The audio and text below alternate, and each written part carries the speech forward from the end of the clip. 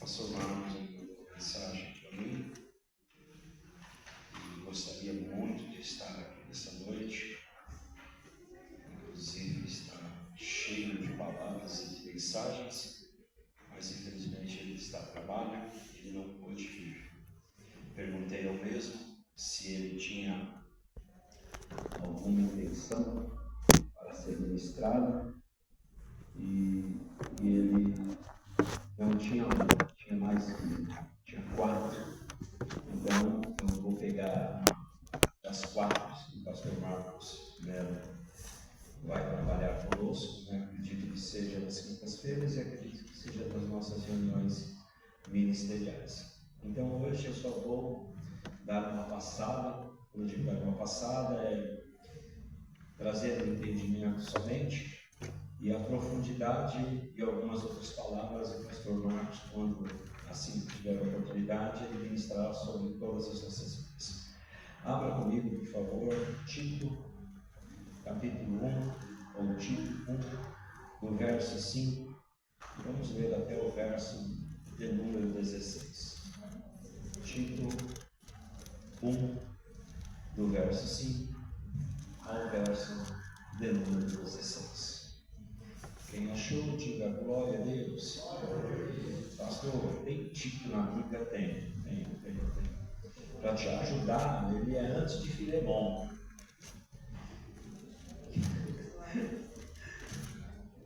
Que também é antes de Hebreus. Eu já te ajudei. Hebreus, Filemão e Tito. Timóteo, 2, 1, Tessalonicenses,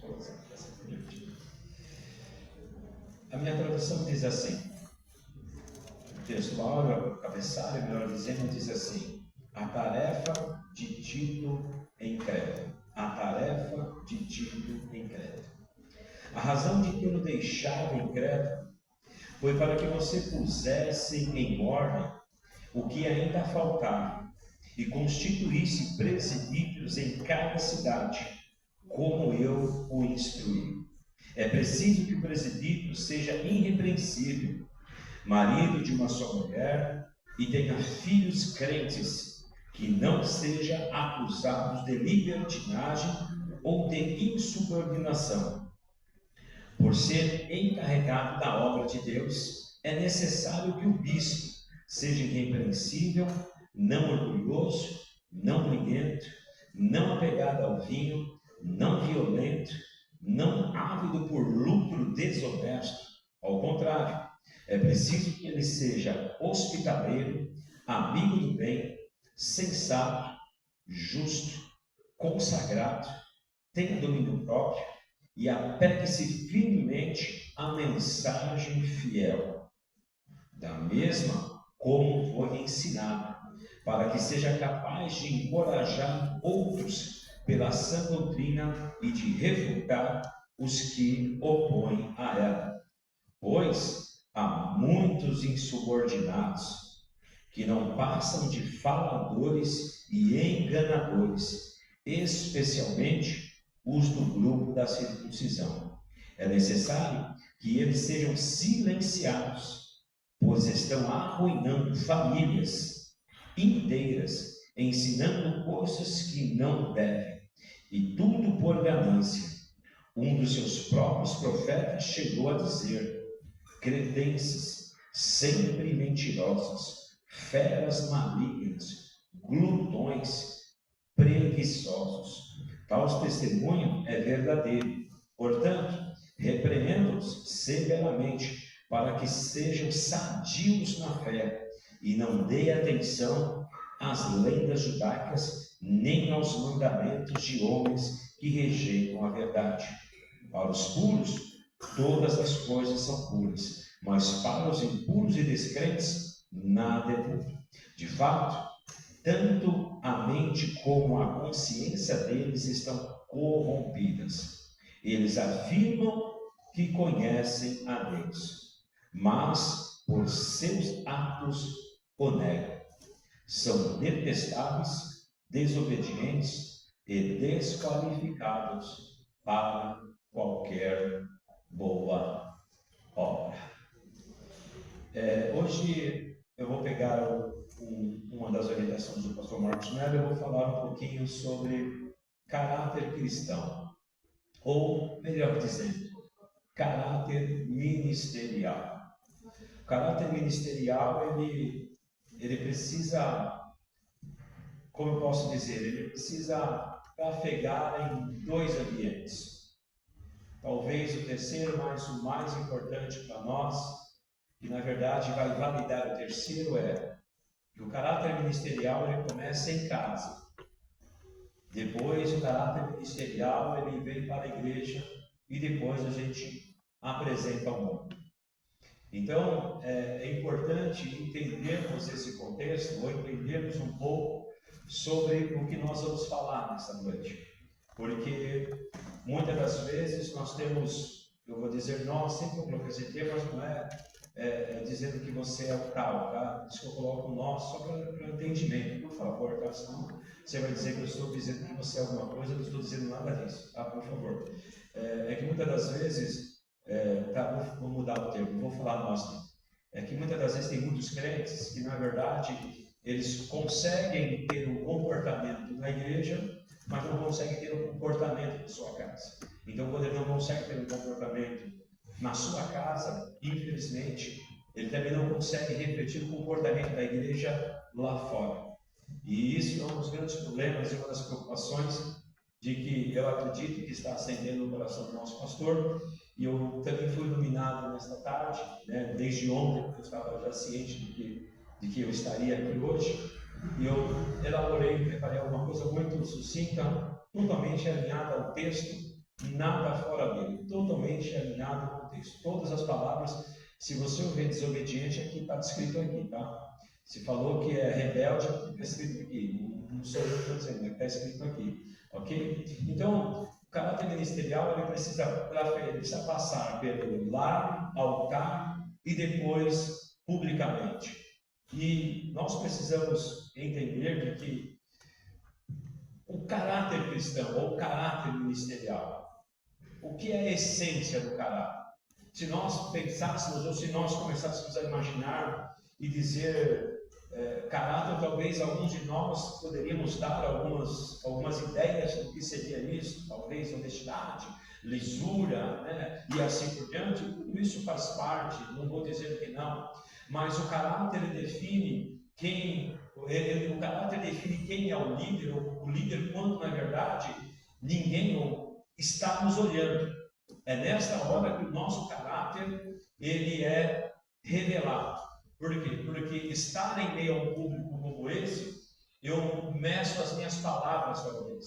Eu perante um público como este, talvez eu tente conduzir a minha postura ela um pouco mais apresentável, vamos dizer. Mas o caráter, na verdade, ele é demonstrado na ausência das pessoas. É quando ninguém está olhando.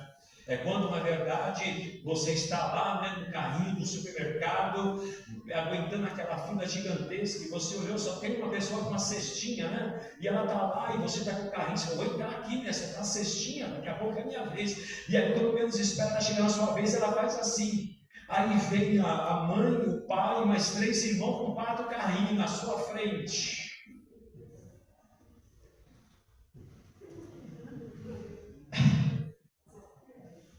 E aí, o que nós...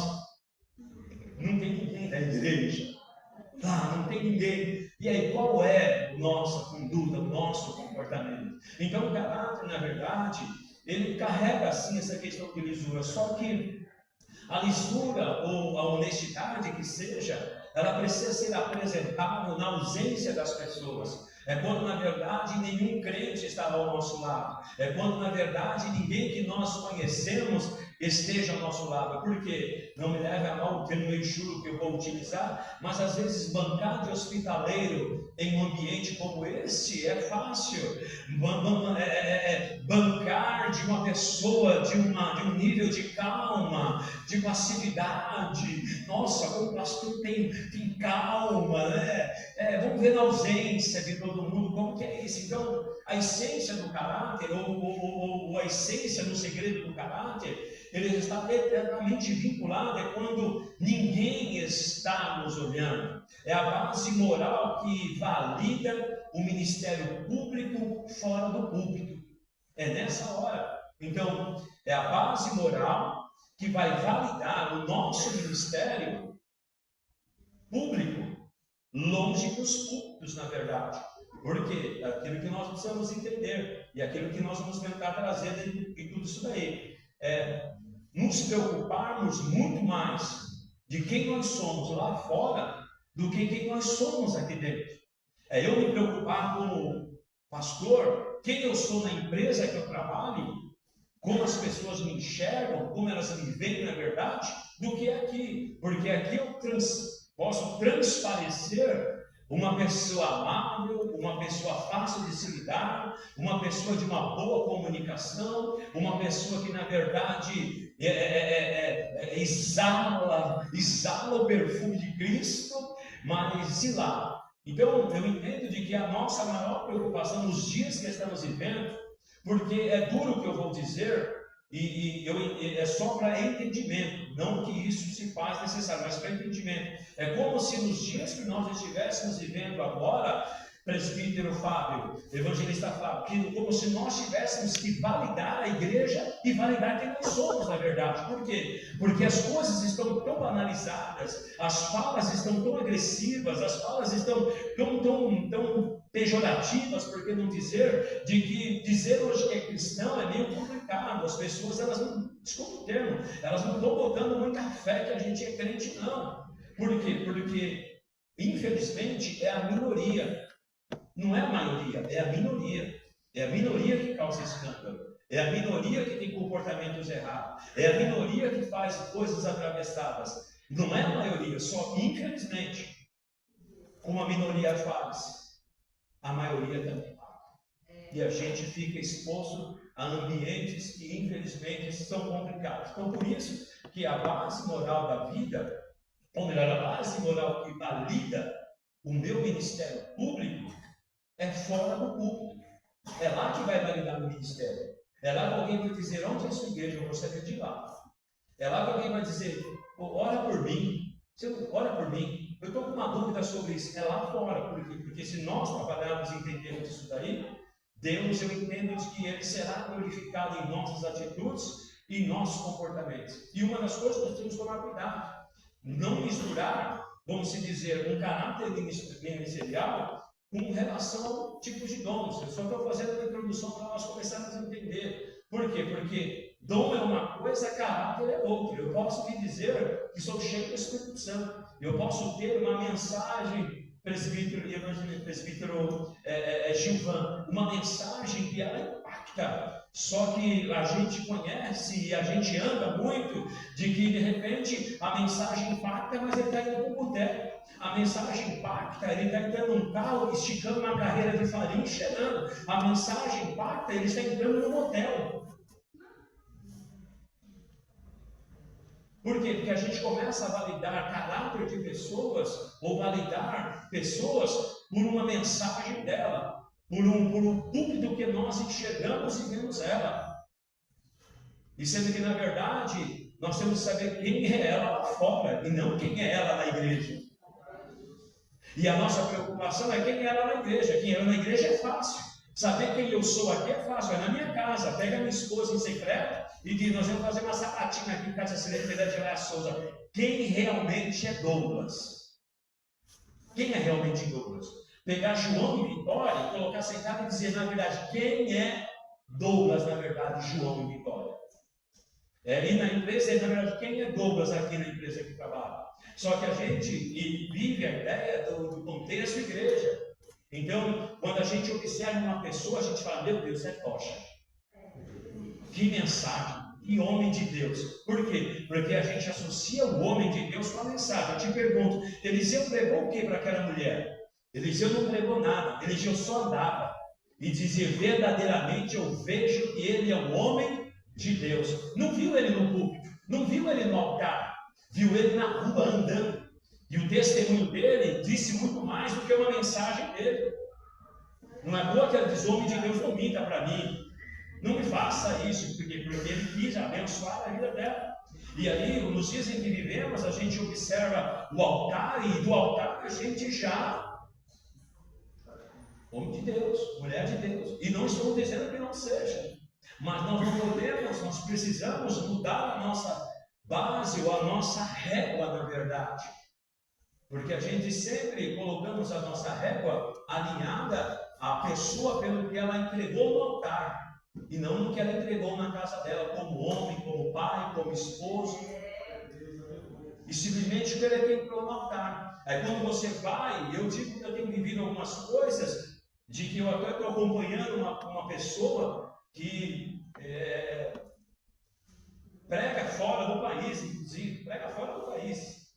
A esposa dele vai estar a próxima semana novamente na minha casa, estão divorciados. Mas se você vê pregando, você diz: o quê? Que homem é esse?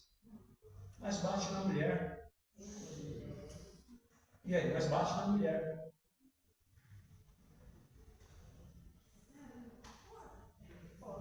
Estou dizendo que bate na mulher. Então, nós temos que tomar esse cuidado. Por quê? Porque os dons atraem e abrem portas, mas o caráter aprovado que sustenta o chamado. É o caráter aprovado que sustenta o chamado e reflete a aprovação divina de Deus. É isso que nós precisamos entender, e nada melhor do que um tempo, eu costumo dizer, de que ele é o Senhor da verdade. O tempo é o Senhor da verdade. E nós não estamos falando aqui de homens e mulheres aqui, que nós não temos falha, não é nada disso não. Nós não estamos falando de pessoas como eu ou como você, de pessoas que somos melhores do que alguém. Nós não estamos dizendo nada disso. O que nós estamos dizendo é que nós precisamos compreender e entender de que o altar, ele é uma bênção, mas ele começa na minha casa. Ele começa na minha casa. Ele começa lá. A igreja, para a gente não há dizer, a igreja começa na nossa casa. A igreja está aqui, não é quando eu entro, dobro o meu joelho e faço aquela oração, ou de repente a gente tem um problema grave, não é verdade? Quando eu digo grave, é força de expressão também. É só dar o microfone para nós, o microfone para nós, a nossa voz muda, a gente já sente o poder, dá o microfone. Deu um microfone, a gente já fica meio cheio de autoridade, a gente já até muda o semblante, a gente já paz do Senhor, meu irmão. Vamos orar, quem tem glória, a gente já começa, porque parece de que nós aprendemos algumas coisas e que virou muito mais um algo, desculpa o termo que eu não posso tomar cuidado, senão o nosso irmão não vai gostar muito, mas de apresentação, na verdade. Já falou do termo, mas não vou falar porque é meio pesado, mas é de uma apresentação, na verdade, aonde nós nos esboçamos, nos demonstramos, na verdade, que nós somos. É como se nós vestíssemos uma capa e estivéssemos num ambiente como esse e mostrássemos que temos uma vida totalmente libada. E estou dizendo, a Bíblia diz: quem não tem pecado já se faz pecador do mesmo. Não estou dizendo isso, irmãos. Estamos dizendo de caráter, de conduta. Então, nós temos que tomar cuidado, exatamente porque os dons, ele faz o que? Ele atrai. Os dons, ele abre porta. Você vê alguém, já pega o telefone. Falou para o irmão, daqui a pouco ele diz: pô, pega o telefone do irmão que eu preciso levar para a igreja. Eu também faço isso, irmão. Eu também faço isso. Eu também faço isso. E aí depois a gente vai falar: meu Deus. Chamei uma certa moça para pregar na nossa igreja, e tudo certo para pregar. E o pastor lá de Santana me ligou, falou: pastor, tudo bem, eu estou sabendo que tem uma moça da minha igreja, daí pregar na sua igreja. Eu falei: ele falou assim: não leve ela. Eu estou com um problema aqui com ela e não é para o senhor levar ela. Eu falei: tá bom. Eu falei assim: não precisa nem o senhor comunicar ela. Ele falou para mim: eu já comuniquei ela que ela não é, que eu estou falando do senhor. Quando você tem pastores assim, ainda vai. E quando você não tem? Ou pior, quando a gente nem sabe onde a pessoa congrega, mas ela está pregando nos nossos locais. Então eu entendo de que a régua que o pastor Marcos quer trazer para nós como alerta é exatamente isso, é de entender verdadeiramente nós conhecemos Verdadeiramente a gente entende o que é o caráter dessa pessoa? Então nós precisamos tomar cuidado com os dons, aquilo porque eles vão abrir porta, mas o caráter aprovado é o que sustenta o nosso chamado, que reflete a aprovação de Deus. É isso que nós vamos entender. Por quê? Porque quem é o modelo para nós? O modelo para nós é Cristo. Tudo bem, é muito acima da média, muito acima da régua, pensar em se comparar, mas ele é o exemplo que nós temos que seguir. Eu não tenho que seguir. Paulo ele chega a dizer assim: sejam meus imitadores, como assim eu sou de Cristo.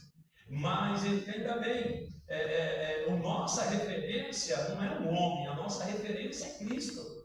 A nossa referência, e eu não deixo de fazer alguma coisa por causa de Paulo, eu não deixo de fazer alguma coisa até mesmo por causa de pastor Marco Melo. Eu não faço alguma coisa, eu resisto a alguma coisa por Cristo. É por causa disso. A gente vence as nossas paixões, os nossos desejos, e talvez você não tenha nada disso, talvez só eu que passo às vezes por mim alguma coisa. A gente vence de que forma? A gente vence por Cristo. E é isso por quê? Porque ele é o exemplo maior. Hebreus capítulo 1 e o verso 3, vou ler aqui se alguém achar aí quiser me ajudar. Hebreus capítulo 1, verso de número 3, ele dá quem é Cristo na verdade. Hebreus capítulo 1, o Hebreus 1, verso de número 3. O qual sempre resplendor da sua glória, Isto. que a expressa imagem da sua pessoa, Isto. sustentando todas as coisas pela palavra do seu poder, havendo feito por si mesmo a purificação dos nossos pecados, acentua a destra da majestade nas alturas. Ele é o nosso exemplo. É esse daí que é o nosso exemplo. Essa é a nossa referência. Então por quê? Porque nós temos um modelo. Cristo é o modelo. Nós temos um modelo de comportamento. Se nós pegássemos a bem-aventurança, Mateus ele traz na íntegra as bem-aventuranças, então ele vai dizer: bem-aventurado é os que choram, bem-aventurado é os pacificadores. Então ele vai dando mais ou menos uma relação de quem é Cristo em relação às atitudes e comportamentos. Ele é a nossa base, ele é a nossa referência. Jesus Cristo é a expressão exata do caráter de Deus. Ele é o padrão absoluto. Ele é o padrão inegociável. Ele é. Eu posso gostar de alguém. Eu posso até mesmo admirar isso. Tem algum pecado? Não tem. Não tem nenhum pecado. Particularmente, eu gostava, partiu já. Eu gostava muito de Billy Graham. Gostava muito, ver aquelas, mensalmente as mensagens antigas dele, aquele ginásio tocado, ainda em preto e branco, você está entendendo? Mas eu gostava, admirava, mas ele não é o meu exemplo. O meu exemplo é Cristo. Por mais que ele seja uma bênção, se for uma bênção, um homem que revolucionou alguns países e assim por diante, homem que sentou com inúmeros presidentes para poder aconselhar, mas o nosso maior exemplo é Cristo. Cristo é o nosso maior exemplo. E é bom que seja Cristo, por quê? Porque Cristo é incorruptível. Cristo é infalível. O homem não. O homem fala, eu falo. Por isso que quem tem que ser o exemplo para nós? Cristo. Cristo é o nosso exemplo. Só que às vezes a gente vê de que as pessoas têm até o traquejo da voz do pregador. Você até fala, rapaz, é igualzinho. O jeito de falar, o jeito de andar, o jeito de pregar é igualzinho. Ele não copiou Cristo, ele copiou o irmão. E nós precisamos entender de que o nosso modelo, na verdade, sempre será Cristo. E a base de Tito, capítulo 1, e o verso 5, Paulo deixa Tito em Creta com a missão específica de quê? De resolver algumas coisas que estavam com problema lá.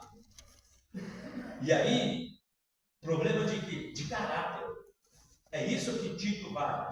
Tito vai lá para resolver condutas de desvio de caráter. Caráter de presbíteros, de obreiros, não era o caráter somente dos membros, não, era de obreiros também. E ele diz, eu preciso que você separe, porque você tem que resolver os problemas.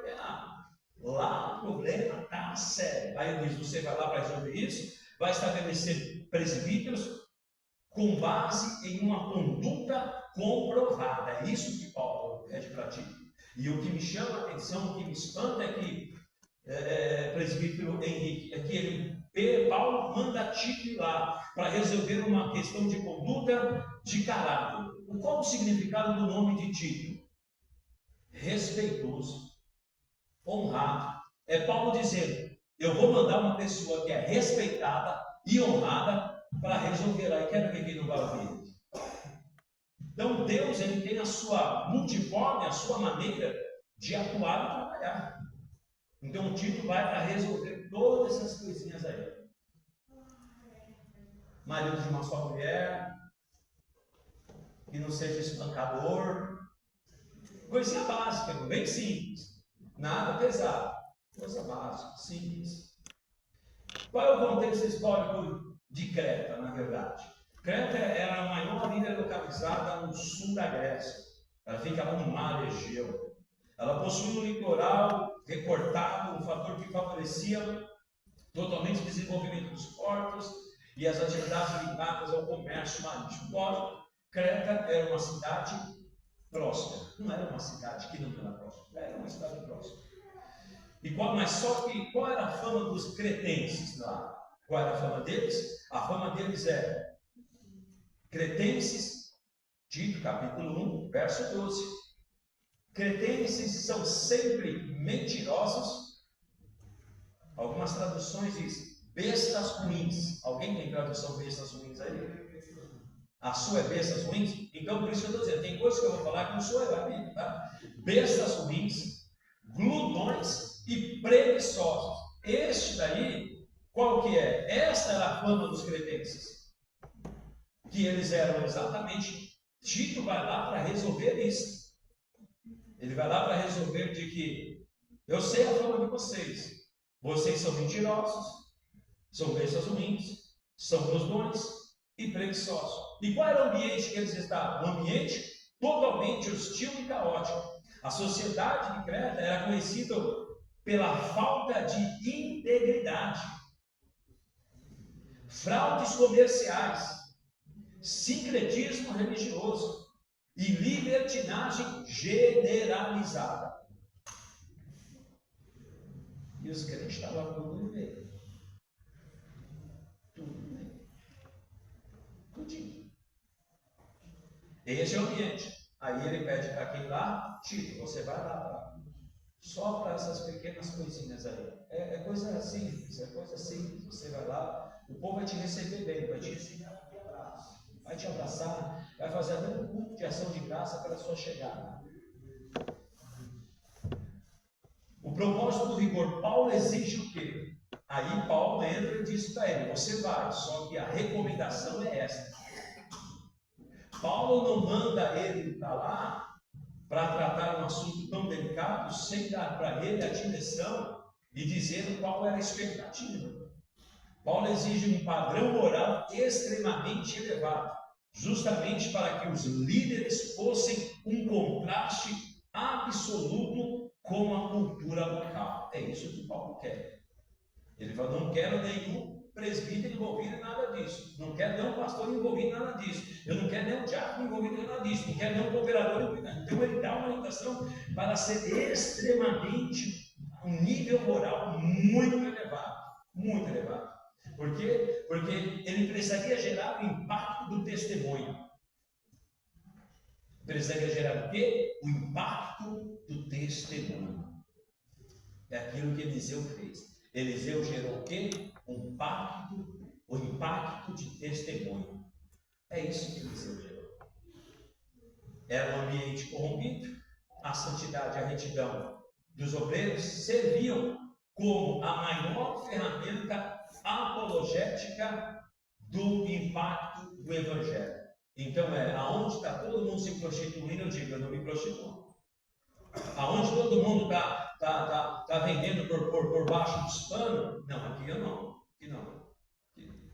Aonde alguém aceita a propina, ele diz, não, aqui eu não aceito propina, não. Aqui não. É isso que Paulo está exigindo e pedindo para que eles, ou para que todos aqueles que fossem separados, tivessem um cuidado. Por quê? Porque o problema não é você não fazer. Enquanto você não está no ambiente, tudo bem. E quando você estiver no ambiente?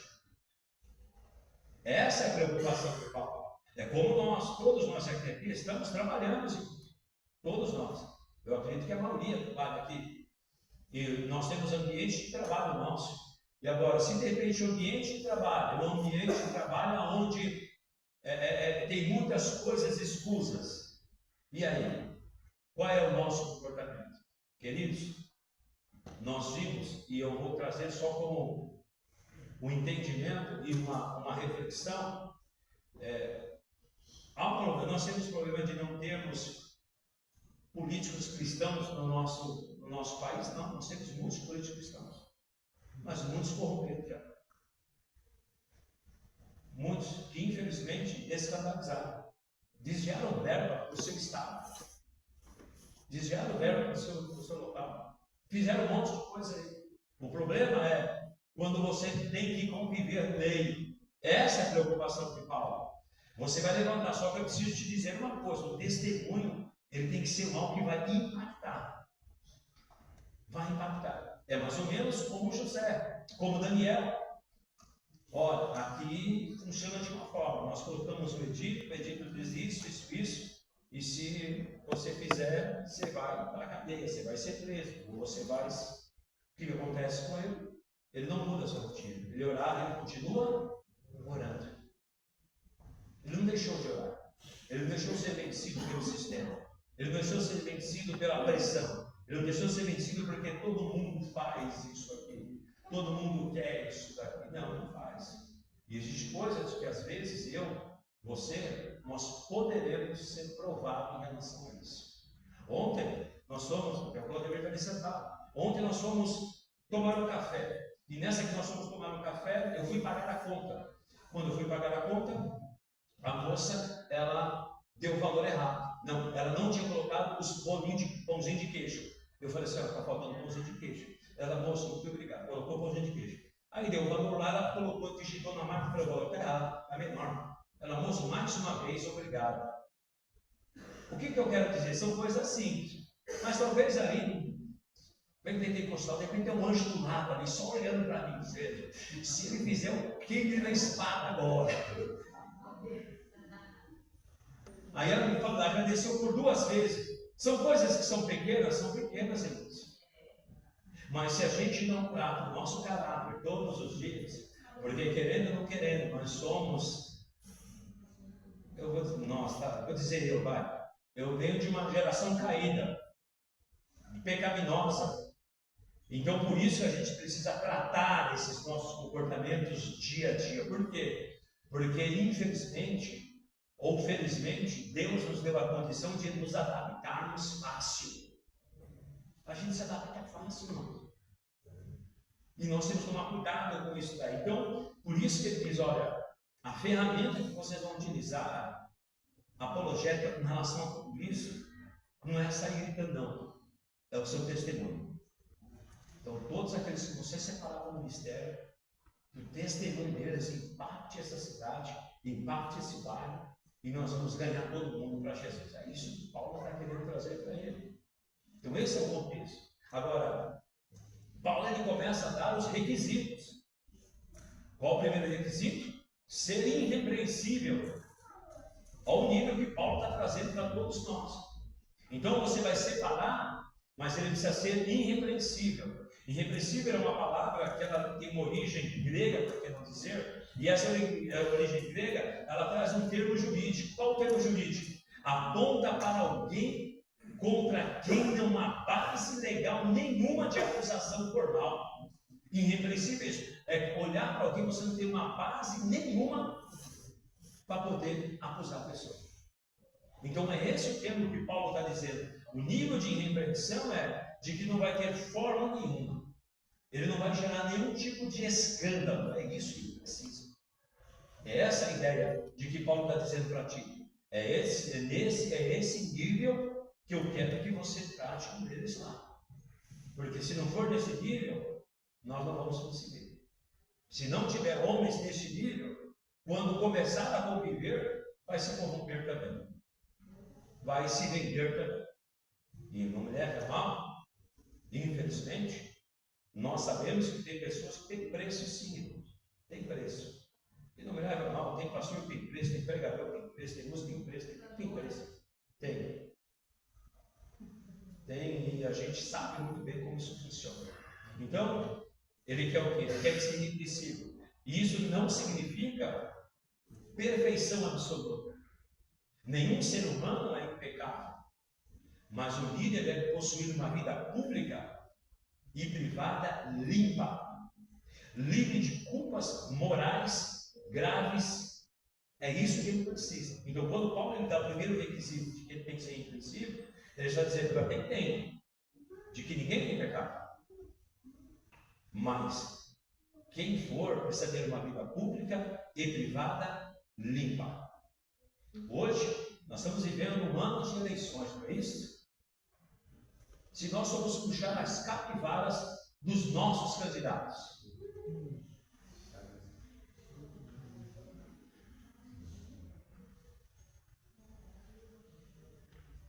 e está lá, tem um que está sentado até hoje lá.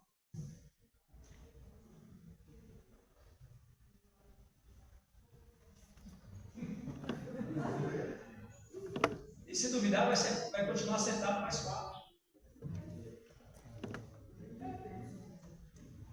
Mas aí quem está concorrendo com ele, puxa a capivara de quem está concorrendo com ele. É envolvido em milícia no Rio de Janeiro todo dia. E aí vai. É ali. Então, é o quê? É ter uma vida pública, privada, limpa. É aquilo, nós não estamos falando de que ninguém, às vezes, pode cometer um erro ou coisa desse tipo. E o homem, a Bíblia diz, aquele que está em pé, cuide-se, para que não caia. A Bíblia fala isso, ela nos ensina. Só que uma coisa, nós temos uma virtude que poucos têm, que é o arrependimento. Todo aquele que se arrepende e deixa, alcança misericórdia. Mas a questão é que muitos gostaram do negócio e continua. Esse é o grande problema. Então, ser irrepreensível não significa perfeição absoluta. Mas ser irrepreensível precisa ter uma base de credibilidade. Por quê? Porque a irresponsabilidade, ela funciona como um escudo no ministério. Sem ela, a pregação perde autoridade e a igreja é envergonhada. Então, nós precisamos ter o quê? Sermos irrepreensíveis, porque ser irrepreensível vai dar sustentação, vai proteger a minha mensagem. Ah, mas quem tem que proteger é Deus. Não vamos espiritualizar algumas coisas, não.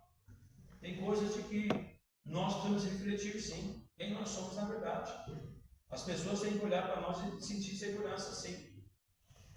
Por quê? Porque entenda bem, nós como homens, mulheres, ninguém aqui é anjo, não. Ninguém aqui é anjo, não. Nós somos dotados de sentimentos. Nós somos dotados de alguns problemas que às vezes vêm. E às vezes você pegou alguém, como diz aí fora, da pá virada naquele dia, levantou com o pé o quê?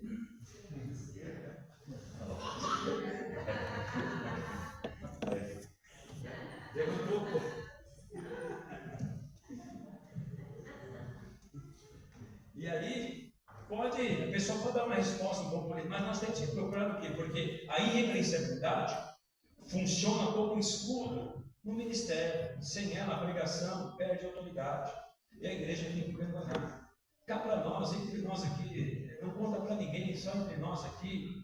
Não é duro quando você vai ouvir uma pessoa e você tem o histórico dela, você fica falando, meu, o cara já está na quinta, meu. E o cara quer dar aconselhamento familiar.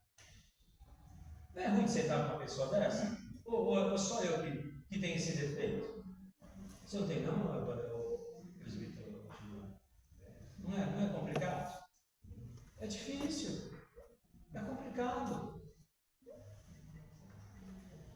E nós precisamos entender de que a nossa nossa vida, ela precisa carregar esse lastro de um comportamento irrepreensível, de procurarmos. Podemos falhar? Podemos falhar, mas se eu falhar, eu preciso chegar em um e retratar.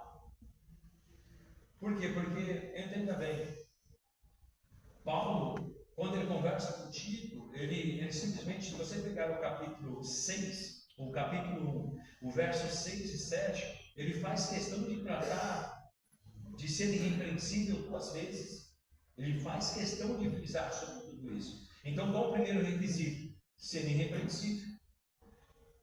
Aí ele começa a ser irrepreensível, e agora ele vai para onde? Ele sai da igreja, ele sai daqui e ele vai para casa. Ele vai para casa. Aí ele fala assim, agora vamos tratar como em casa. Vamos tratar como em casa. Por quê? Porque a liderança ministerial, ela começa no lar. Aí ele começa a dizer, marido de uma só mulher. Ele quer dizer, exige fidelidade conjugal e pureza moral. Aponta para o homem focado em amar a sua esposa e estar comprometido com ela em santidade e comprometido com ela no matrimônio. Então ele começa a olha, se a gente for tratar de casar, nós vamos começar em casa também. Aí ele fala o seguinte, agora tratou a esposa, vou tratar os filhos. Aí ele diz, que os filhos sejam fiéis, algumas traduções, e outras traduções diz que os filhos sejam crentes. Os filhos dos líderes, você deve ser instruído no temor do Senhor, abraçando e respeitando os valores cristãos e cultivando-os dentro de casa. Então, o caráter ministerial, ele começa onde? Em casa. E nós precisamos, eu digo, e eu conheço muitas pessoas, e a gente acompanha algumas outras, de que alguns filhos não estão na igreja mais, saíram da igreja, saíram, foram embora, deixaram a igreja e assim por diante. Se nós formos buscar, não é tratar superficialmente, porque às vezes a gente tem medo de mexer em algumas coisas, mas se a gente for buscar, nós vamos ver que existe um problema.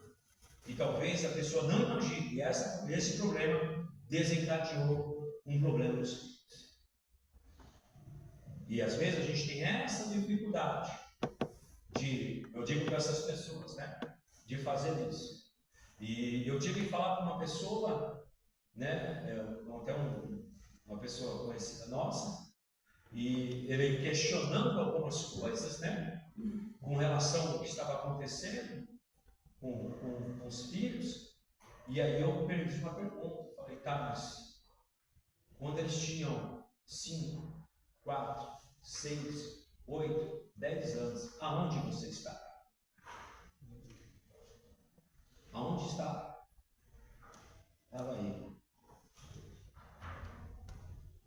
Estava aí. Agora, ora, jejua e dê testemunho. Porque depois quer comportamentos diferentes, mas infelizmente, talvez tenha psicólogo aqui, tem psicólogo aqui? Não tem? Nossa, pensei que tinha algumas irmãs. Por quê? Porque a formação do caráter diz de que é do 0 aos 5 anos de idade. Já está formado. Ele já absorveu a questão do que é permissível, do que não é permissível, do não, do pode, não pode, do palavrão que possa sair, e tudo isso já está lá. De pegar uma coisinha, de pegar uma outra, tudo isso. É ali que está. Mas aonde nós, como pais, talvez estávamos nesse período? Aonde nós estávamos?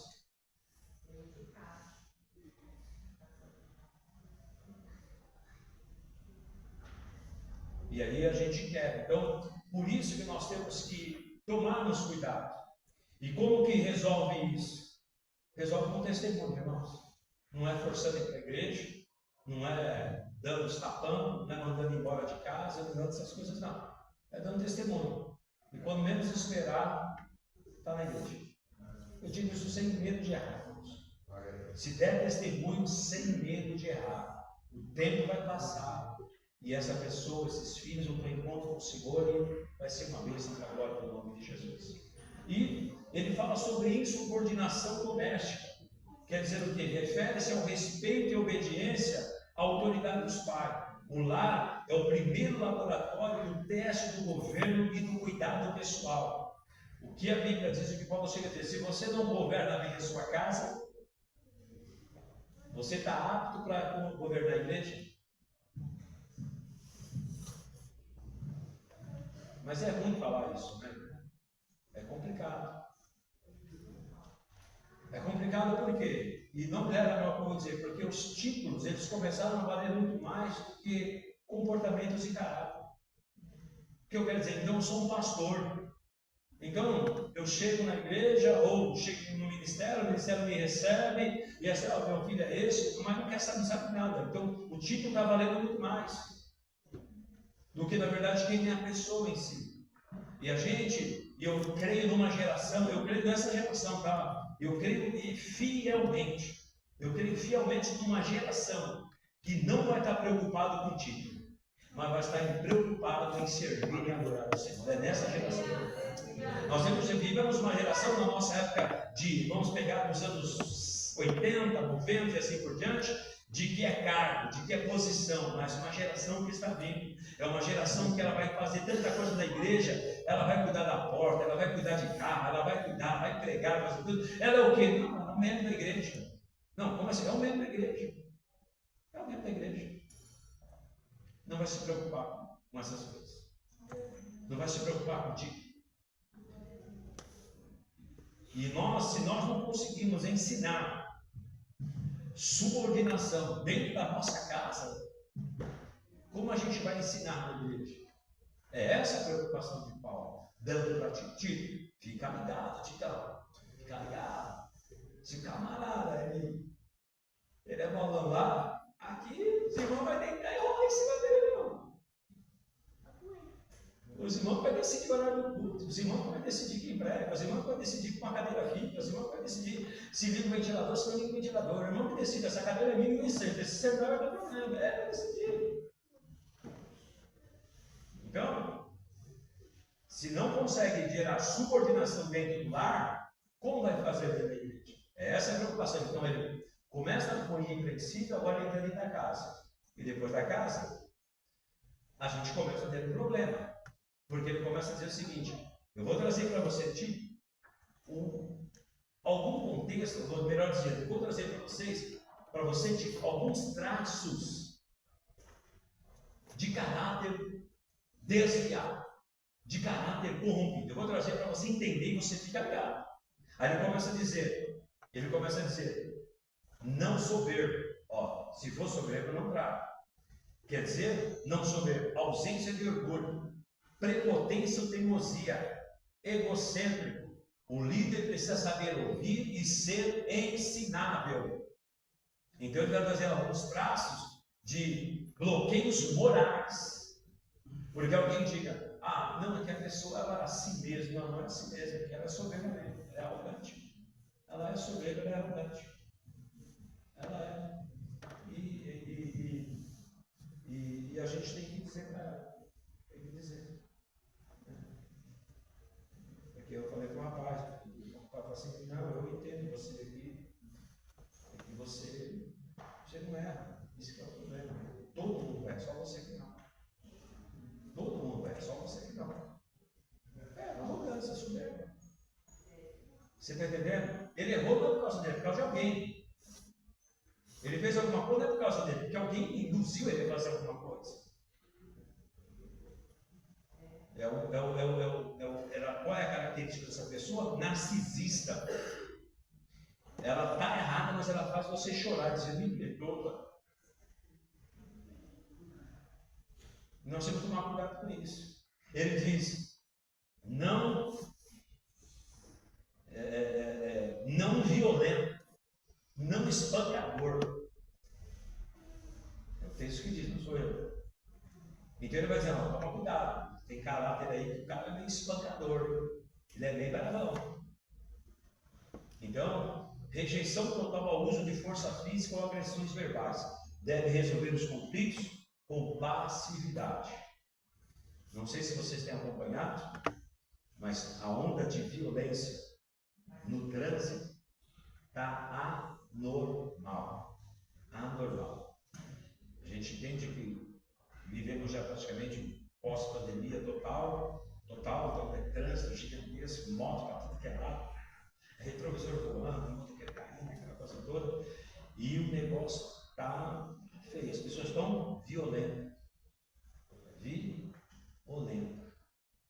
E nós temos que tomar cuidado com isso. Por quê? Porque devido ao nosso nível de estresse, se nós não tomarmos cuidado, nós podemos ir via de fatos. Já pensou? Me fechou, eu xinguei, ele me xingou, está xingando, posto no carro, vem ele. Aí está lá, o pastor da igreja unida de São Paulo, confusão, tá, não sei o que. E aí, como que é isso? Então, violência não é só a questão de violência doméstica aqui, não é isso não. É ter essa condição de ser pacífico. Pacífico. É duro isso em alguns momentos? Eu acho que a gente é duro, mas ninguém está com fábulas aqui, né? A gente sabe que é difícil, é complicado. A gente, principalmente, vamos pegar quem precisa, dirige o dia inteiro. Imagina o cara do Uber, né? Esse cara tudo deve passar mal, deve tomar Rivotril, deve tomar alguma coisa assim, tipo, porque o dia inteiro é um desenando, e eles têm que parar em cada lugar que é difícil. O cara resolve pedir na porta do prédio, que é uma avenida, e o cara está lá, e você não tem lugar para eles, está tudo fechado de carro, ele tem que parar no meio da rua. Aí o cara de trás já briga, o motoqueiro já fica bravo. Imagina, irmão, como deve ser. E se ele for meio bravão?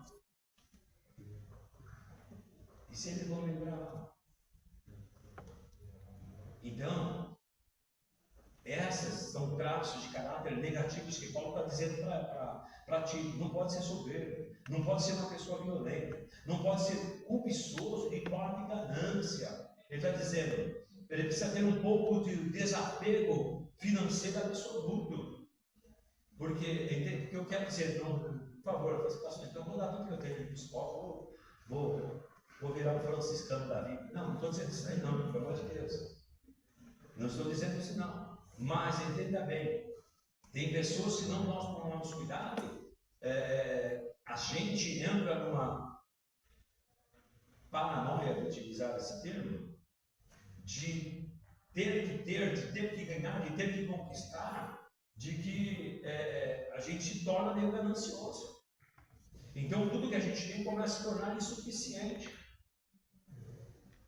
A casa já não é pequena agora, ficou uma casa maior. Não, agora o carro não, tem que ser outro modelo. Não, o sapato já tem 10, mas pelo menos eu gostei que dessa primeira. A gente nós vamos indo por caminhos de que nós temos que tomar cuidado para não quê? Para nós não nos tornarmos meio cobiçosos. Por quê? Porque a gente entra nessa e já vejo o sapato do Fabiano, vou comprar um sapato desse também para mim. Vou comprar e essa calça então. Eu não sei comprar essa camisa. A gente já começa a interpretar isso que não se deve, irmãos. Não se deve. E não me leve a mal que eu vou dizer, por favor.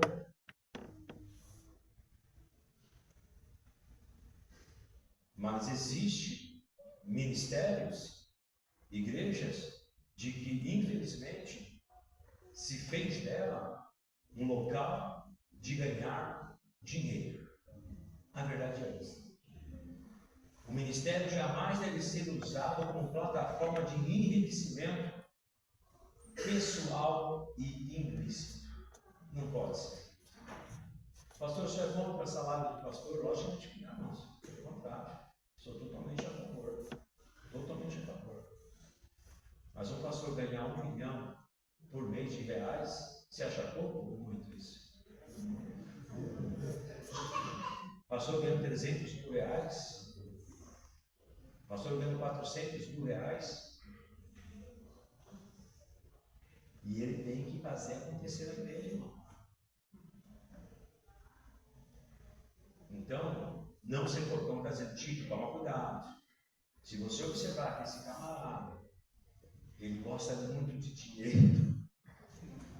Fica ligado com ele. Não põe na tesouraria, não.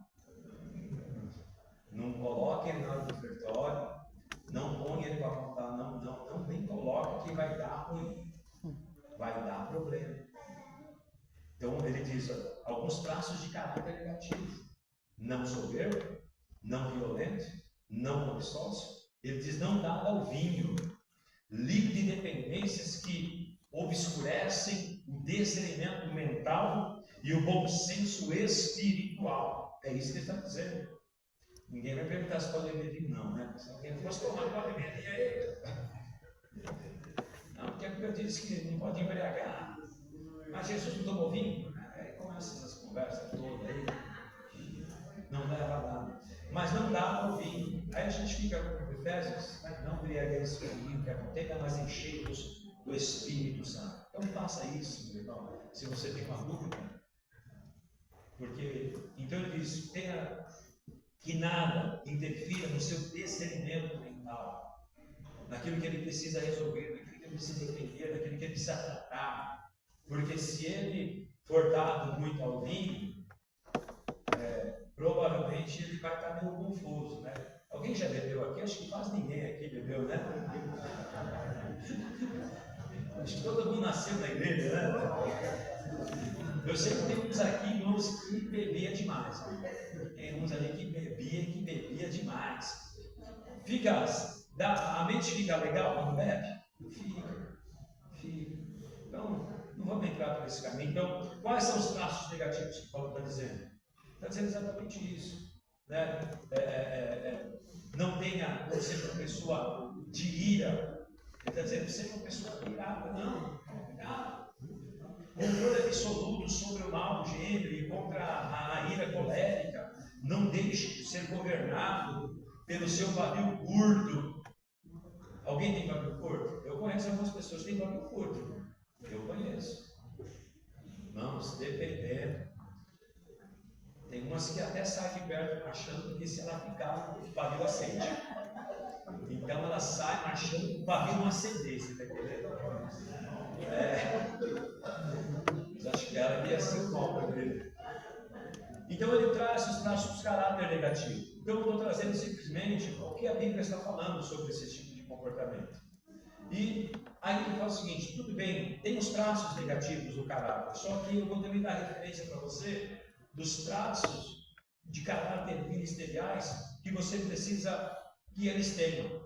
E esses eles não podem ter, mas eu vou dizer para vocês o que eles precisam ter. Aí ele diz, os traços devem ser o que? Ele precisa ser hospitaleiro. Prontidão na prática de abrir o lar, acolher pessoas e servir com amor aos necessitados. Quando eu coloco aqui, irmãos, abrir o lar, não é para você ficar chamando todo para a sua casa, não, pai. Não é isso não, pai, por favor. Quanto menos você puder levar para a sua casa, é melhor. Quanto menos você puder levar para a sua casa, é melhor. Logicamente, existem alguns aconselhamentos, dependendo, você faz, né? Por exemplo, eu aconselho os noivos, eu aconselho na minha casa. Se vão casar, o Mike e a Thaís vão casar agora no dia 27, isso, 27 de setembro. Eles foram na minha casa, sentei com eles, estou aconselhando eles, vão casar dia 27. O Lucas e a Raquel, que casaram, acho que vai para 2 meses, foi a mesma coisa. Tem alguns tipos de demanda que sim, eu estou com um problema com o casal. Não dava, eu fui 2 vezes na casa dele, eu falei, talvez lá no campo neutro, porque parece que eu estou perdendo lá, porque não muda, eu vou na minha casa agora. E continuei perdendo, ele gosta da frente. Então, mas tem coisas que sim, porque a demais é na igreja. O demais é na igreja. É na igreja ou na casa da pessoa. Aí vai lá, assim. Mas tem pessoas que você pode ser escutador, né? Vamos tomar um café lá, conversando aqui, assim por diante. Estou devendo café com o presbítero aqui. E a minha esposa toda hora, a gente precisa marcar isso. A gente falou, eu falei assim, não, mas vai, arruma a data aí, pelo amor de Deus. Mas não conseguimos ainda. Diz, amigo do bem, a afeição profunda e a profunda promoção ativa de tudo que é digno, justo, honesto e moralmente correto. Tem que ser sensato, tem que ser sóbrio, mente equilibrada e ponderada, que age com prudência e clareza, mesmo sob fortes pressões. Irmãos, eu tenho algo que até em alguns momentos irrita as pessoas. Tem coisas que eu não consigo responder na hora, irmãos. Não consigo. Porque se eu for falar na hora, talvez eu vou falar o que não era para falar. Aí o que eu faço? Eu fico quieto, mas eu não falo não. Aí eu disse, você não fala agora não? Assim, agora não. Deixa eu qualquer hora a gente fala. Ou, quando pergunta para o WhatsApp, pior ainda. Pastor, o que o senhor não acha disso? Aí eu respondo no WhatsApp, vai ficar uma prova. Aí depois dá o print, o pastor falou. O pastor falou. Olha o áudio que o pastor mandou. Então vigia, toma cuidado com essas coisas aí. Porque senão não tem uma arapuca armada aí, depois para consertar é difícil. É aquela máxima, né? Abriu o travesseiro lá, abriu as penas do ar e tudo. Não era para fazer isso. Depois para achar todas elas, não acha não. Não tem como consertar. Então, ter equipado, tomar cuidado sobre as pressões. Irmão, se não tem, não fala. Irmão, eu vamos utilizar o chavão pentecostal de crente. Vamos orar, irmãos. Vamos orar. Deus vai dar uma direção. Deus vai dar uma palavra. Vamos orar. É a melhor coisa. É a melhor coisa. Do que muitas das vezes, no meio da pressão, você se sentir. Porque às vezes a gente, numa posição de um obreiro, de um líder, a gente, em algum momento, a gente sente na pressão de que a gente é obrigado a ter resposta para tudo. Nós não temos que ter resposta para tudo. Como que a gente não sabe? Porque cá para nós, 99,99 não é problema nosso. Eu nem sei de onde vem o problema. E eu tenho que dar a resposta. Então é o cuidado que nós temos que ter. Por quê? Porque se a pessoa que está num redemoinho, na areia movediça, não sabe por que está lá, eu vou ter que dizer por que ela está lá. Você vai ter que dizer por que ela está lá. Você vai ter que dizer para ela porque ela caiu, porque ela adulterou, porque ela saiu do mundo, porque ela. Você vai ter que dizer isso. Pastor, não sei o que o senhor acha. Se a gente for falar o que a gente acha, é um problema. Se a gente for falar o que a gente acha, dá problema. Então, se não tem, a gente faz o quê? Irmãos, shalom, vamos orar, pedir uma direção de Deus, e assim por diante. Como eu estou com casa acompanhando também. E a pastor Jesus tem uma definição. Irmão, continua orando aqui. E vamos embora. Porque eu não sou cupido. Eu não sou cupido. Justo, integridade, até 8h30, né? Até 9h30, né? Já estou terminando. Justo, integridade e equidade nos relacionamentos e decisões, tratando a todos sem favoritismo. Esse é um problema que muitas das vezes é difícil para nós isso daqui. Por quê? Porque a gente tem que tomar muito cuidado, principalmente quando a gente fala de aconselhamento para casal, quando está naquela crise. Né? Não dá para você ouvir só uma parte. Não dá para você só ouvir um lado. Porque dá problema. Quando tem um problema entre irmãos, irmãs, ou o que seja, nós temos que tomar cuidado, tem que ouvir os dois lados. Porque senão a gente pesa a balança para um. E corre-se o risco de nós talvez nos posicionarmos assim no calor da conversa, da emoção, e aí depois o que pode acontecer? O pastor esteve aqui em casa, viu? E ele falou para mim, ele falou que você que é o problema. Ele falou, você foi endemoniado. Você que está trazendo maldição para dentro de casa, é você. O pastor falou. Então tem que tomar muito cuidado. Então, é muito complicado. Então, dependendo do caso, dá para ouvir separado naquele momento. Estou com um caso que eu tive que ouvir separado. E eu falei assim: vou ouvir você, agora eu vou ouvir ela, e depois nós vamos marcar uma conversa. O que eu fiz? Eu ouvi mesmo, perguntou a minha esposa, eu ouvi. Aí o pastor pergunta assim: tem certeza que foi assim? Tem. Tem certeza que foi assim? Tem. Do outro lado, tem certeza que foi assim? Tem. Vamos ter agora sentar, porque se no momento que colocasse os dois, o negócio ia ficar ruim. Ia ficar ruim. Mas agora vamos ter que sentar e alinhar. Por quê? Porque essa ideia de justo não é uma palavra muito pesada. Ser justo. Né? Ser justo é, na verdade, você manter o fiel da balança mesmo, sabe? Não pender nem para cá e nem para lá. É uma coisa Mas por isso que a ideia aqui é não ter favoritismo em relação a isso. Principalmente se a gente tem proximidade. Eu tenho proximidade com o Fabiano, então o Fabiano falou para mim a verdade. E pronto. Então, para mim não interessa que o presidente Gilvan vai falar. Se é verdade ou se não é. Brigaram vocês dois, ele falou assim, não, foi o Gilvan. Gilvan é ignorante, brigou comigo, não, você teve que me tratar. Não, o Gilvan é complicado mesmo. Aí, como eu tenho tanta afinidade com ele, o que eu começo? Eu vou engodando a fala dele também. Só que no fim, se eu tivesse a oportunidade de sentar com o Gilvan, o Gilvan ia dizer, pastor do céu, pastor do céu. Pastor do céu, não, chama ele. Ele vai lá falar bem assim, chama ele, vamos colocar nós dois. O senhor vai ver que não é nada disso. O irmão não estava legal naquele dia, não.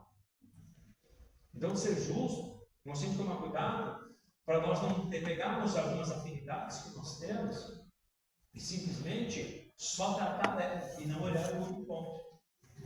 Isso é muito complicado. Isso é muito sério. E às vezes isso acontece em nosso meio. De termos alguns tipos de problema e nós só simplesmente ouvimos um lado. Ou, pior ainda, nós só tivemos interesse de ouvir um lado e não tivemos interesse de ouvir o outro. De chegar assim, eu ouvi você, só que eu também vou querer ouvir o outro lado também, porque não pode ser assim não. Então nós temos essa parte que ele fala de ser justo, é exatamente, tratar tudo sem favoritismo. Tomamos muito cuidado para que os nossos relacionamentos não nos façam simplesmente falarmos alguma coisa ou tomarmos algum posicionamento que depois, nós como pastores, obreiros, consertar isso depois é bem complicado. É bem complicado. É bem complicado. É aquilo que eu falei, veja. Se uma irmã ou alguém manda uma mensagem, algo para você, você vai e responde lá, né? Na conversa. Aí a pessoa pega aquela lá, print e manda ainda. Aí, ó. Falei. Aí, ó. Até o pastor concorda comigo. Eu e ele estamos assim.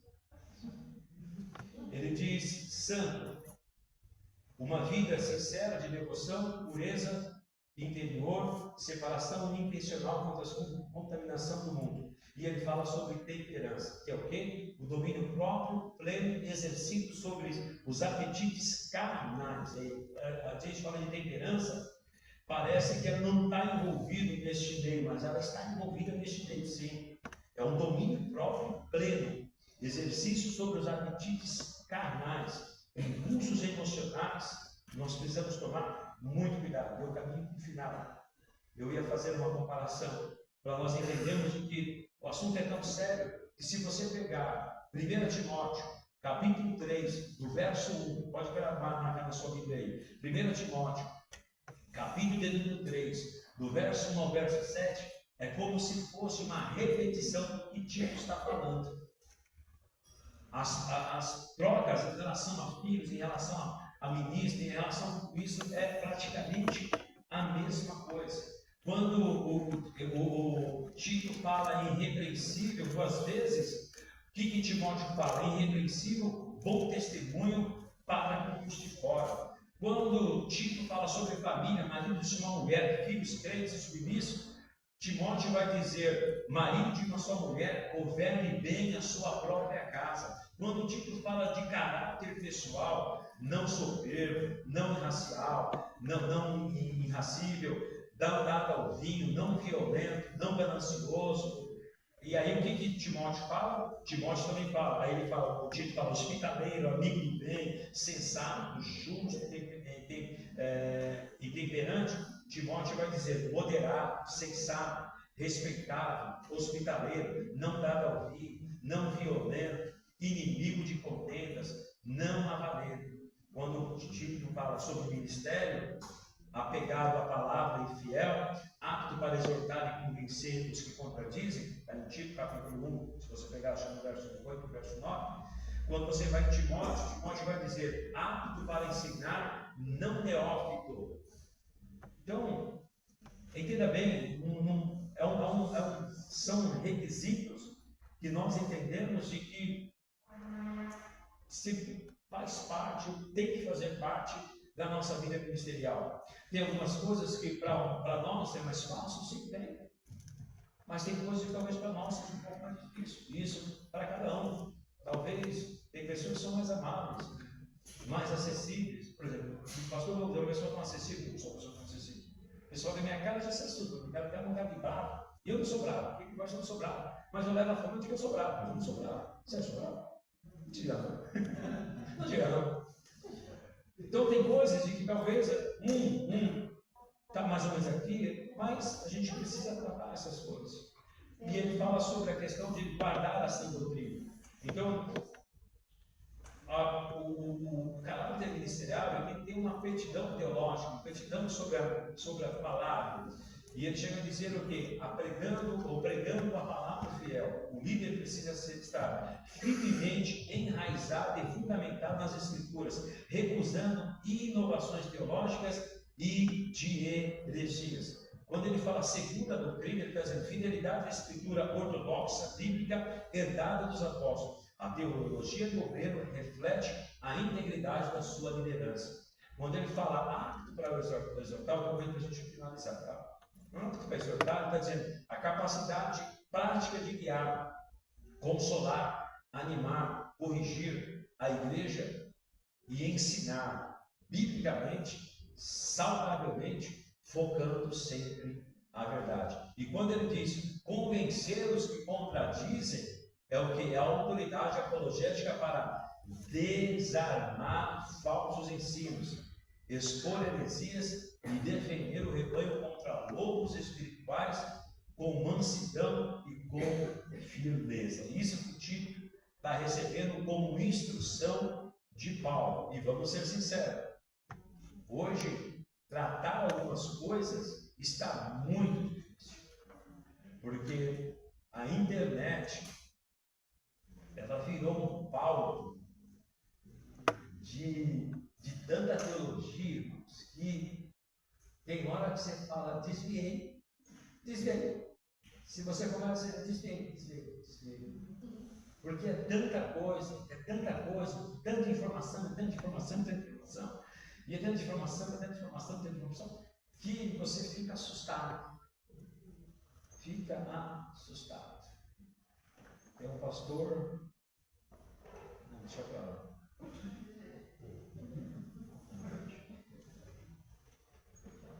Conhece ele? O Hitz? Quem conhece ele? Igreja Batista?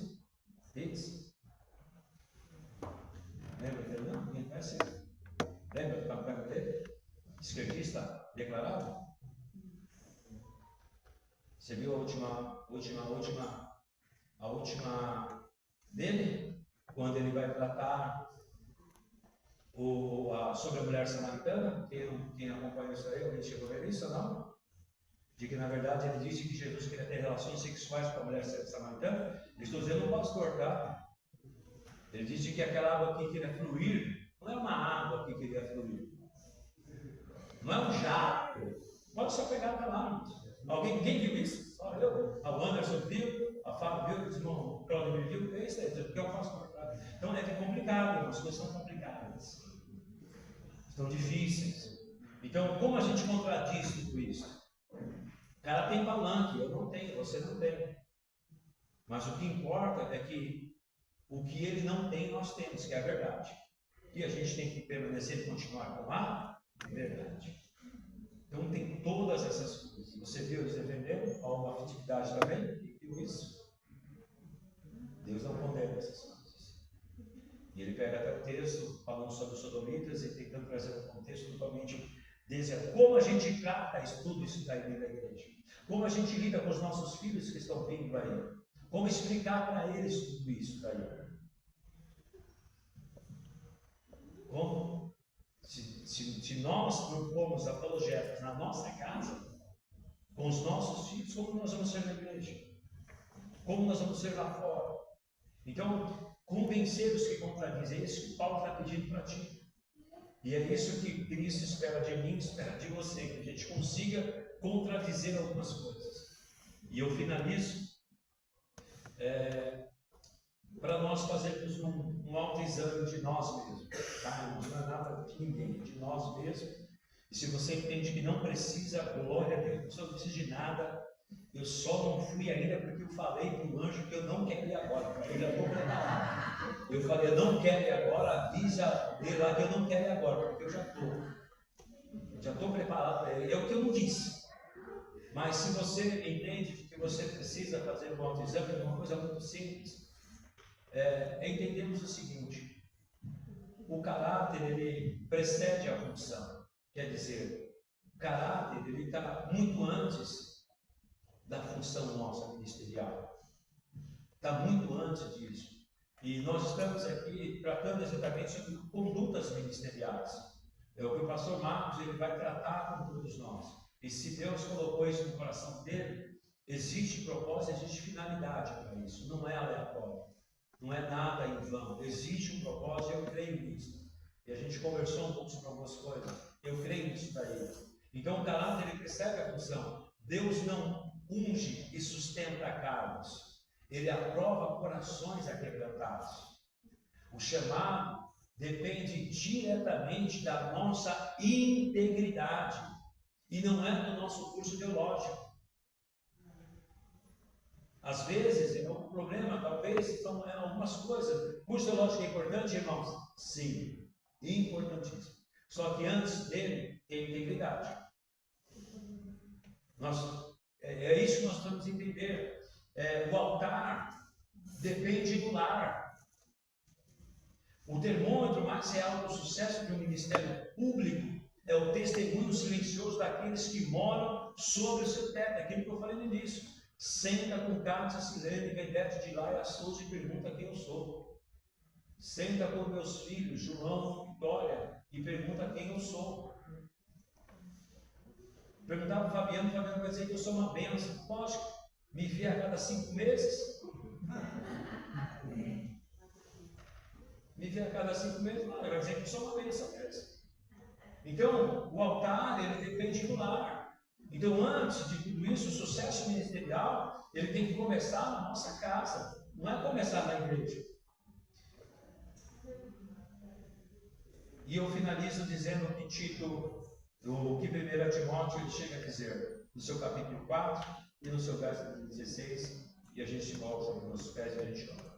1 Timóteo, capítulo 4, verso 16, ele diz o seguinte: tem cuidado de ti mesmo e da doutrina.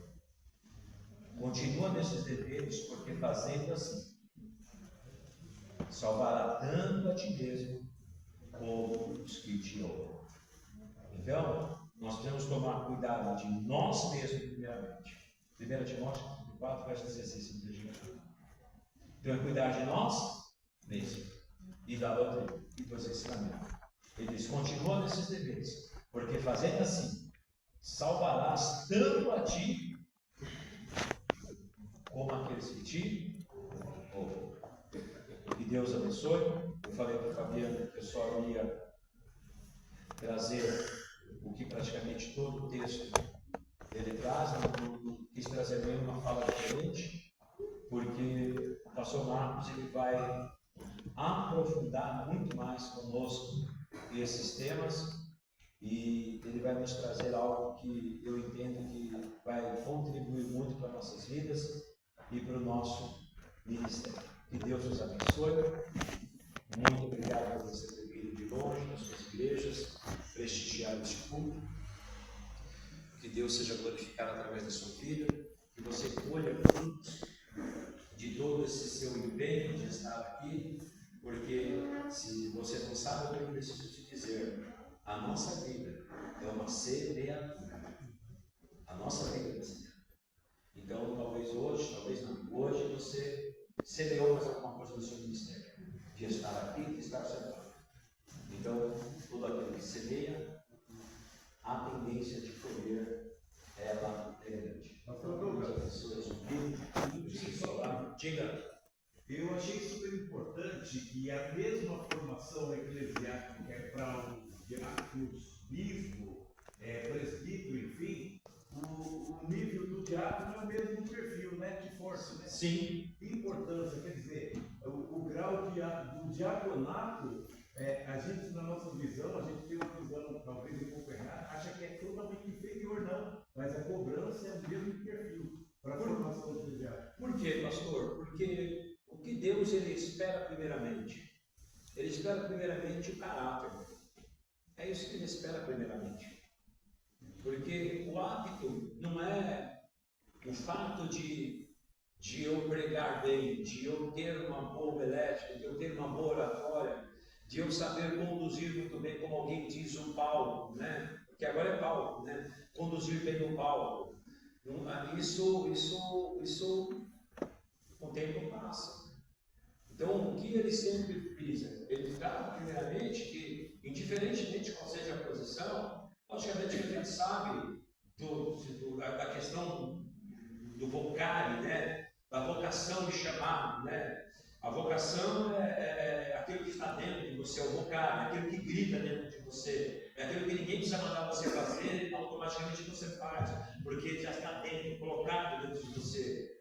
E o chamado, que aí você pode ir por esse caminho. Mas todos eles, a essência, na verdade, é o caráter, é o comportamento. Não tem nada disso. Por isso que, quando a gente fala de atribuições, é o que menos importa na igreja. É o que menos importa, né? E não me leve a mal, às vezes a gente fica, né? A gente se apega, poxa, o diácono deu a bênção apostólica, parece que é um escândalo, né? Parece que é um escândalo, né? O diácono deu a bênção, meu Deus, nossa, não deixou o diácono deu a bênção apostólica, meu Deus do céu, a irmã não é nem o cooperador, não é nem diácono, o cooperador se passeia, a gente se pega com tantas coisas que não leva a mal. É tão pequena em relação àquilo que na verdade deve ser cuidado, que é conduta, comportamento, atitudes e assim por diante. Se a gente pegar, qual o pecado que Deus odeia? O provérbio chega a dizer lá isso.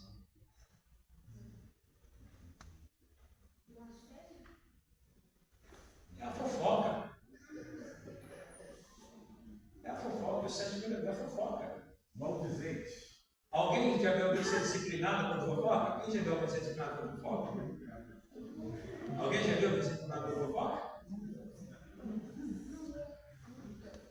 Mas é pecado. Mas ninguém disciplina. Ninguém coloca no banco. E fofoca é desvio de caráter, desvio de conduta. Ah, eu ouvi, alguém me falou. Não, eu passei, eu acho que era, pelo amor de Deus, irmão. Coloque sobre os seus pés, porque o pastor Marcos vai falar essas coisas. O mano está com o pastor Marcos. O mano está com ele.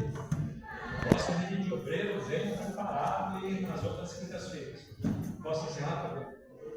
Presbítero, posso encerrar? Curva a sua cabeça, você acha que as irmãs fizeram o café lá que o pastor disse ali, está ali o cafezinho.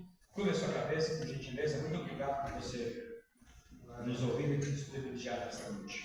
Soberano Deus e eterno Pai, em nome do Teu Filho amado Jesus Cristo, nós queremos Te glorificar nesta noite. Pai, como nós falamos e a Tua palavra nos direcionou nessa noite, nós não estamos falando de perfeição, Senhor, mas nós estamos falando, Pai, de calibrar, Senhor, a nossa vida, Pai. Cada um de nós, Pai, talvez tenhamos alguma fraqueza em alguma área, Senhor, mas que o Senhor possa nos ajudar nesta noite, porque eu entendo, Pai, sempre compreendi na minha caminhada cristã, Senhor. Quando o Senhor nos alerta, Pai, é porque o Senhor não quer ver, Pai, as nossas falhas, não quer ver a nossa quebra, não quer ver o nosso delito, não quer ver a nossa exposição, Pai, porque nunca foi do Senhor nos expor, Pai, nunca foi do Senhor, Pai, nos colocar em vergonha. Então, Pai, nos ajuda-nos, Pai, aquilo, Pai, que precisa ser lapidado na minha vida, Pai, que o Senhor possa ter acesso. Pai, as arestas, Senhor, que precisa ser tirada de mim, Senhor, que o Senhor, Pai, em nome do Teu Filho amado, Jesus Cristo, Senhor, possa fazer, Pai, que o Teu Espírito Santo, porque diz que Ele convence o homem do pecado, do juízo e da justiça, Pai, que o Teu Espírito Santo, Pai, seja o nosso alerta, que o Teu Espírito Santo, Pai, seja o nosso moderador, meu Pai, que o Teu Espírito Santo, Senhor. Seja aquele que nos conduza, Pai, nos momentos da adversidade, em que talvez vamos ser colocados à prova, Senhor. E a Tua palavra diz que o Senhor não nos prova, Senhor, além daquilo que possamos suportar. Então, Pai, eu entendo, Senhor, que o Senhor tem um cuidado especial conosco. Então, nos ajuda-nos, Pai, nos ajuda-nos esta noite, Pai, por base na Tua palavra, Senhor, a sermos melhor a cada dia. Assim eu oro, eu agradeço pela vida de cada um que esteve. Também quero orar pelo retorno do nosso pastor Marcos, que o Senhor traga em paz, em segurança nessa estrada, dando Teu livramento, a Tua bênção e a Tua proteção. E agora, nos leve em paz e em segurança para os nossos lares. É o nosso pedido, é a nossa oração, em nome de Jesus. E que o grande amor de Deus e a paz de nosso Senhor e Salvador Jesus Cristo e as doces consolações do Seu Santo Espírito sejam com todos e todos dizem amém. Muito obrigado, Deus abençoe em nome de Jesus.